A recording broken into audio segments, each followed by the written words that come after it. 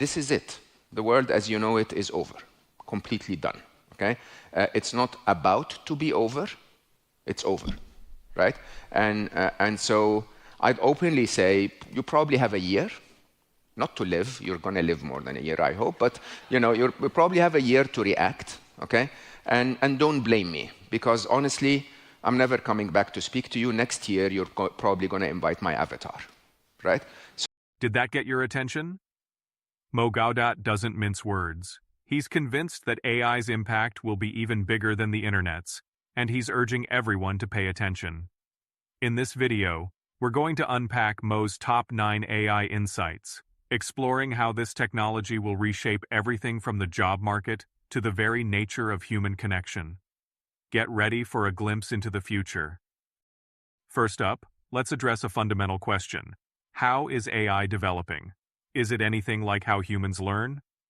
Every piece of code I've ever written before the year 2000 was a piece of code where I solved the problem first with my intelligence and then told the computer how to solve it, right? So it's almost like if I call one of you and give you a puzzle and then tell you this piece you put in the top left corner and then that piece under it and that piece under it and then turn this one and so on. You can finish the puzzle, and if someone doesn't hear me giving you the instructions, they would think you're very smart, but you're not, right? By the turn of the century, this ended, right? So the idea of us telling computers what to do, by the way, they did it very quickly, very accurately at a massive scale, and so they appeared smart, okay? But it was me who solved the problem. It was my intelligence multiplied, right? By the turn of the century, we discovered something called deep learning. And deep learning was truly teaching computers the way I taught my children how to be intelligent. The way I taught my children how to be intelligent was to give them little puzzle pieces when they were young, those cylinders and a board with different holes in it. And no one ever told their children, no, hold on, my son, take the cylinder, turn it upside down, look at the cross-section. It will look like a circle. Compare it to those holes. It will match the one that is a circle. Put it there. Nobody ever tells their children that. What we do is we give them a cylinder and a board, and they keep trying, until one time it goes through, and then suddenly, boom, light bulb, and they learn something. Right? That's exactly what we did with computers with deep learning. By the way, we started to be able to do deep learning because by the year 2000, the internet was big enough for us to have those number of trials for the computers to learn on their own. Now, please understand, when we did that, I think my favorite example of that was the year 2009. We did it earlier, but at the time I was at Google, and we published a paper called the CAT paper. And the CAT paper was, basically we asked the computers to watch YouTube and tell us what they find. We had a lot of compute capacity, so they would take YouTube videos, cut them into 10 frames per second, and compare the patterns on the 10 frames, basically trying. And then one of them said, I found something, we had to write a bit of code to find out what it found, and it had found a cat. Of course, it's YouTube. Right? And it didn't only find one cat, it found what makes something a cat. It could literally find every cat on YouTube. We never taught it how. We never understood how it did it. Understand that, right? And the code that was written for a computer to find every cat on YouTube, if I had written it the traditional way, would have been probably 200 million lines of code. Because I would have to find every possible interpretation of how a cat looks on YouTube and get the computer to see that, right? That code was this big, right? But there was a lot of numbers and mathematics that we don't understand. Just like I can ask you a question and you'd give me a very intelligent answer, and I have no clue what happened inside your brain to get to that answer. This is where we are. Computers find their own intelligence. We don't teach. Gawdat compares the evolution of AI to the way humans, and particularly children, learn. He uses the example of a child learning to fit shaped blocks into corresponding holes. We don't explicitly tell children the solution. They learn through trial and error. Similarly, AI, particularly with deep learning, learns by processing vast amounts of data, identifying patterns, and refining its understanding through repeated exposure. This leads us to another key question. What are the significant milestones that mark the advancement of AI? To get to that answer. This is where we are. Computers find their own intelligence. We don't teach them how, we just give them the data to learn, and they learn like humans. And every task we've ever given them since, they've become better than humans at, right? So they are the world champion in chess, they are the world champion in Go, they are the world champion in everything we've given them. They are the best manipulator of humanity on the planet in terms of social media engines. They are the best writers, the best artists, the best musicians, the best anything we've ever given them, right? And between the turn of the century and the time when we recognized that, which is what I normally refer to as the Netscape moment, right? So 2023, every one of you started to hear about AI. That's not because AI started in 2023, right? AI started in 2000, and by 2016, all of us in the lab, we knew we got it, right? By 2016, we had created code that would blow you away, right? We started to fold proteins. If you understand, protein folding is one of the most complex problems ever faced by biologists in history. You know, it would take a group of PhD students around 8 months to fold one protein. We created AlphaFold in 2016, 2017, and it folded 200 million proteins, okay, in a day. Now, when ChatGPT came out in 2023, people said, oh, there's something called AI. It's not because AI started, it's because we had a browser. Just like Netscape, when the internet came out in 1995, the internet had existed for almost 15 years before. It's just that for the first time we had a browser, we could see it. Now, since 2023, until today... Gawdat highlights several milestones that illustrate AI's rapid progress. He cites the CAT paper, where AI demonstrated early deep learning capabilities, AlphaFold, which revolutionized protein folding, and ChatGPT, which brought AI's linguistic prowess into the public eye. He emphasizes that these milestones are not isolated incidents, but represent a continuous trajectory of exponential growth in AI's capabilities. So, we've seen how AI learns and the incredible milestones it's already achieved. But this naturally begs the question, just how intelligent is AI currently, and how does it stack up against human intelligence? Tell you why. But what we did is, as we gave them that task, we have a machine called ChatGPT that is estimated in certain tasks to perform at 110 IQ, and in other tasks at 155 IQ. Just so that you know, Elon Musk is 155. Einstein, which was never really measured, is estimated to be 162. So we have machines today that are as intelligent as Einstein. And we as humans, sitting in the cold water, the gradually heating water, are chilling and discussing and saying, no, but we will always be humans, we will always be in the lead. They will always need us. Okay? And I used to go mad in 2016 when people would tell me, oh, but hold on, AI, no, humans, we're capable of creativity, we're capable of, poetry and music, and these are things that AI will never do. What? What do you mean? Gawdat argues that AI already rivals human intelligence in certain domains. He cites estimations that ChatGPT operates at an IQ between 110 and 155, surpassing the average human IQ. However, he acknowledges that AI primarily excels in specific areas like linguistic intelligence and has yet to fully master other forms of intelligence, such as emotional intelligence. And here's the kicker, the fourth question we will cover.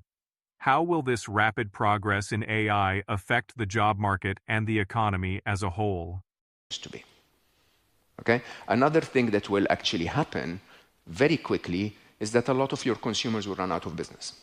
They'll basically become out of a job. Why? Because jobs will go to the automation platform, right?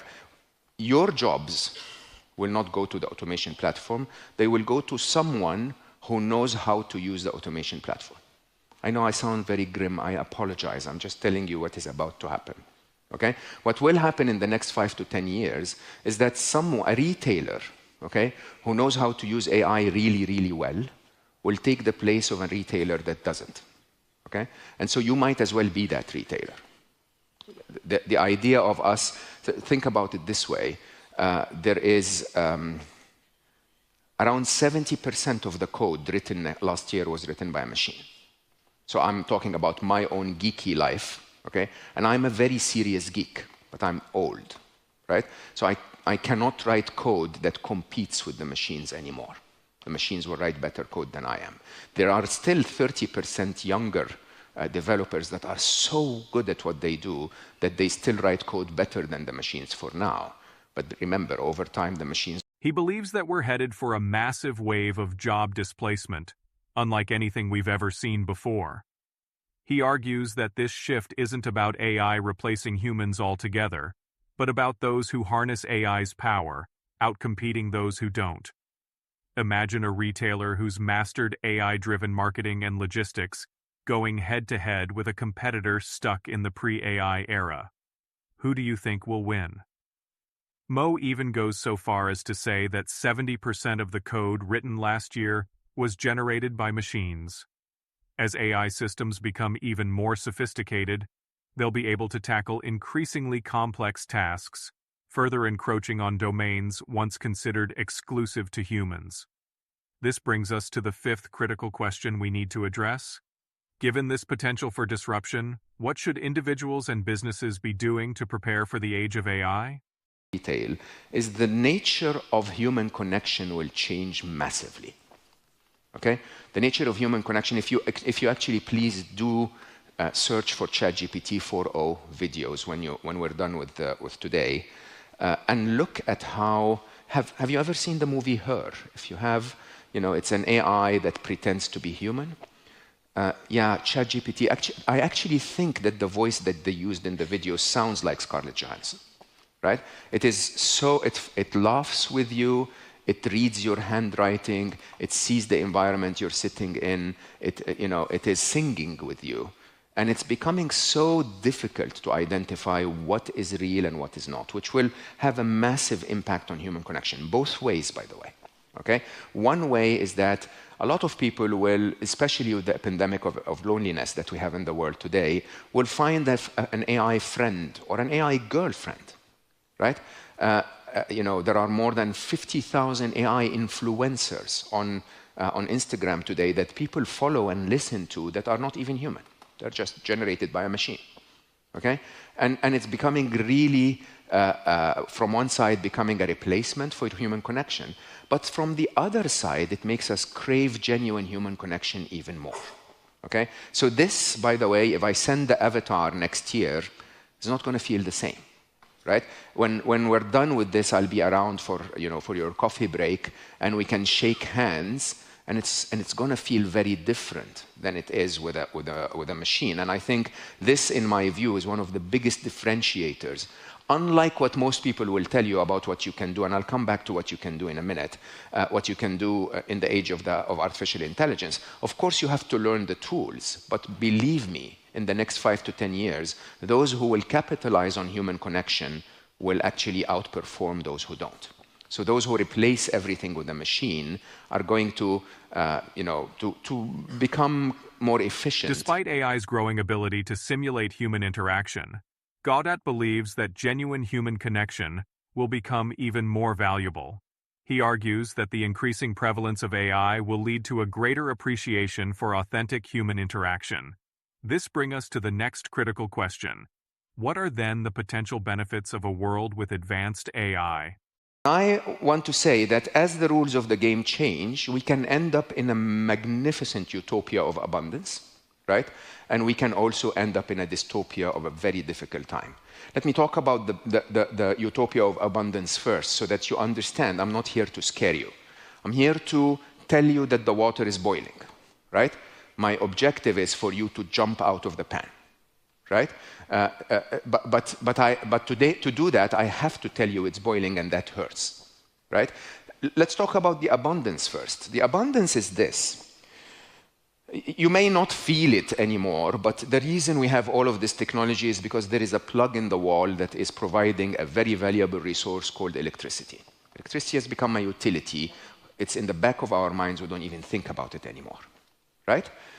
There will be another plug in the wall, probably in your pocket, in your phone, that is called intelligence. It's a utility, okay? And today, just last night, okay, I plugged into that intelligence and I got myself what I would probably estimate to be an extra 25 IQ points. I became 25 IQ points more intelligent yesterday as I was analyzing a complex problem using AI, right? There will be a moment in the future where I will plug in and get another 100 IQ points. There will be a moment in the future where I will plug in and get 400 IQ points more, right? Now, I can promise you this. If you give me or any of my peers that I worked with at Google X 400 IQ points more, I will solve every problem on planet Earth. Every single one of them. Climate change, wars, wealth, whatever.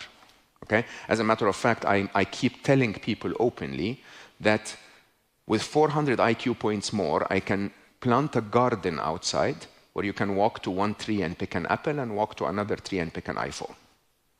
Okay? From a nanophysics point of view, it's the exact same cost. Right? And we are on the verge. If you understand where we are on nanophysics and nano manufacturing in general, we are on the verge of being able to do that. We just need to be a slightly more intelligent. Okay? Now, that is a world of abundance where everything changes. Imagine if we can solve the energy problem to the point where energy becomes zero cost. Because energy is so abundant around us. Okay? What would that do to the geophysics, to the geopolitics? Would we fight over energy anymore? Would we, how would the cost of products become if energy was free? Think about all of that. Okay? That's a utopia that is almost impossible to imagine, that completely changes everything we've ever learned, definitely changes retail. Okay? And it is literally... Gawdat envisions a utopian future where AI unlocks unprecedented abundance. He believes that AI could help us solve global challenges like climate change, poverty, and resource scarcity. He paints a picture of a world where AI-driven automation and innovation lead to a higher quality of life for everyone. Next point. What are the potential dangers of unchecked AI development? Of the money. It's the company that makes the money, and so on. Right? And so you will see that very, very soon we will have trillionaires, not billionaires, because some people will acquire massive power and wealth. Okay? Because the automation using AI is basically multiple times the automation that was using the internet. Right? At the same time, you'll see that with nations. So a nation that gets a significant AI advantage in cybersecurity or in robotic warfare would have a very significant advantage, and all of the other nations would have to submit. So there is a massive concentration of power that is also combined with what I know, by the way, in business as well. Between you guys, if some of you are competing in the same country or the same city, the one that manages to harness intelligence more than the others will get a massive advantage.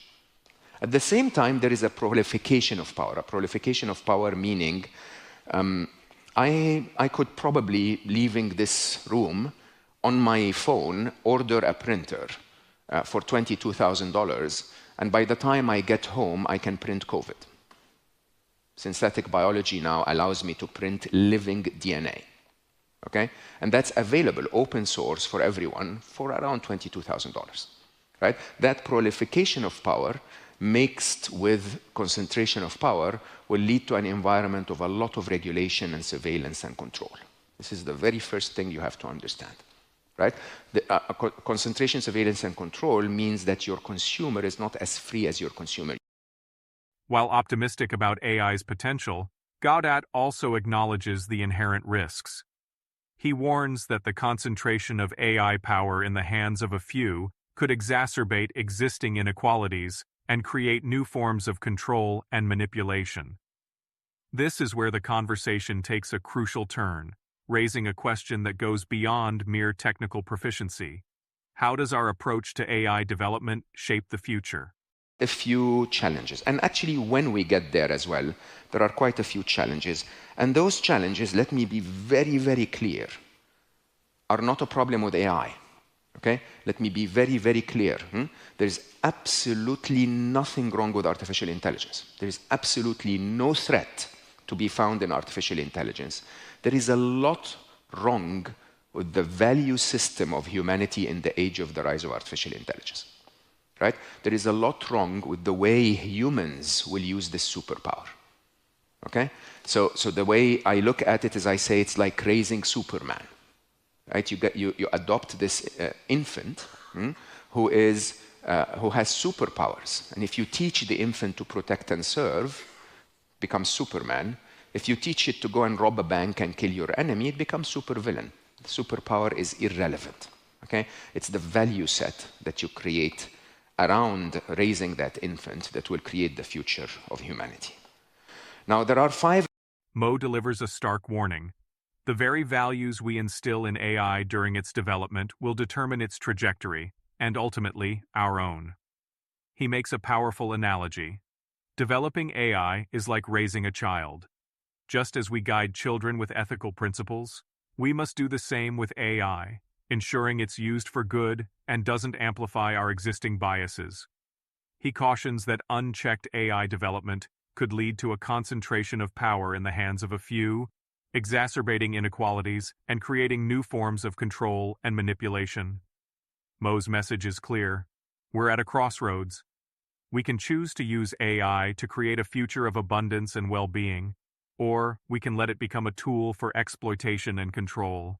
The choice, he emphasizes, is ours. This brings us to a question that lies at the heart of our relationship with AI. What is our collective responsibility in the age of AI? By the way, in terms of the changes that are about to come, are not changes because of the machines. Did you notice that?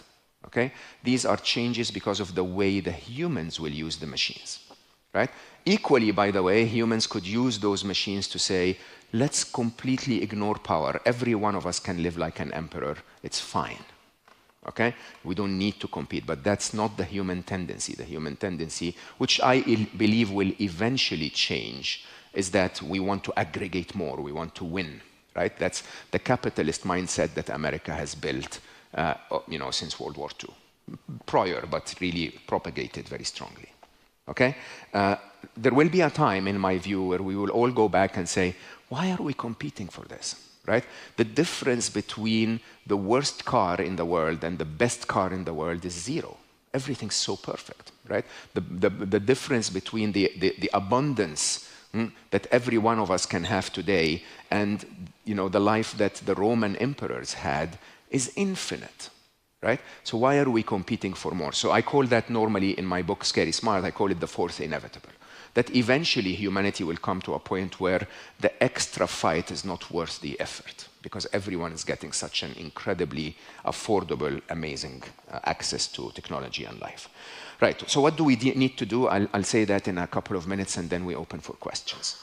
There are 3 skills that every organization and every human, and by the way, your kids as well, need to learn. One is learn the tools, learn AI, right? Don't live in the fax machine era anymore. When you leave today, go to one of the top tools, Gemini or ChatGPT, and basically ask and say, I'm in retail, I live in this country, I'm very interested in food and beverage retail or whatever, I don't know, something, right? What tools should I be aware of, right? What AI tools should I be aware of if I want to create videos or create marketing material or whatever, right? And it will tell you, and then you can follow from there. By the way, remember, nobody taught you PowerPoint. You didn't need a tutor to tell you that, right? So nobody will teach you AI. There will not be a course. You just hold the tool and start chatting to it. That's skill number 1. Skill number 2 is I urge you to find the truth. Find the truth, okay? The sign of this era is for you to not be Did you see the movie Idiocracy? Yeah, that's a must. That's a cult classic. You have to see that. You really have to find a way to tell yourself, not everything I'm being told is true. I need to find out for myself what the truth is, right? So the biggest difference between ChatGPT and Google search when I worked at Google is that when you searched Google, it gave you a million sites and told you find your own truth, right? When you search ChatGPT, it tells you with confidence, the answer is, boom, a highly influenced Californian answer and view of the world. Okay? I went and asked ChatGPT, what is Mo Gawdat's wife's name? For 4 times in a row, it told me the wrong name, with total confidence. Okay? And every time I corrected it, it said, oh, I'm sorry, yeah, maybe you're right. And then on the 5th time, I said, what is Mo Gawdat's wife's name? It gave me the right answer, which is, I don't know. AI is not capable of doing that. So that's the second top skill. The third skill is human connection. Believe it or not, I'm going the exact opposite way. So I know the tools. I spend 3 hours a day to keep up, believe it or not. Okay? I'm very, very careful about understanding the truth. That's the reason why I spend so much time in deep analysis of geopolitical and economic issues, right? But the third one is human connection. So I'm no longer writing books. I just had my 4th bestseller last week, and that's it. Right? I'm not actually going to write books again because books are not human. I'm going to go more and more and more in this. So my next topic to champion, I will actually prepare speeches about it. I will go and speak about it on podcasts. I may even prepare a webinar about it or whatever. And then I will ask an AI to write the book. Okay? I no longer need to do the tasks that they can do better than me. But the task I can do better than them is this. Is to be able to see you and hug you and say hi. Mo emphasizes that navigating the rise of AI requires both individual and collective action. He issues a call to action, urging everyone to engage with AI's implications proactively. He stresses the importance of educating ourselves about AI, engaging in critical thinking about its potential benefits and risks, and advocating for its ethical development and use. Thank you for joining this insightful discussion on AI. Please feel free to share your thoughts in the comments below and follow the channel for more engaging content. Let's bring Mo Gawdat's powerful speech to a close. He leaves us with a potent message that blends caution with hope. He firmly believes that we're on the brink of a future revolutionized by AI, a future potentially more profound than anything witnessed during the internet age. His call to action is clear. We must not merely adapt to this change, we must actively shape it. He urges us to embrace AI's potential for good, prioritizing ethical considerations in its development. He reminds us that the future is not predetermined, and the choices made today will determine whether AI leads to a future of abundance and shared prosperity, or one marred by inequality and control. The power, and therefore the responsibility, rests firmly in our hands.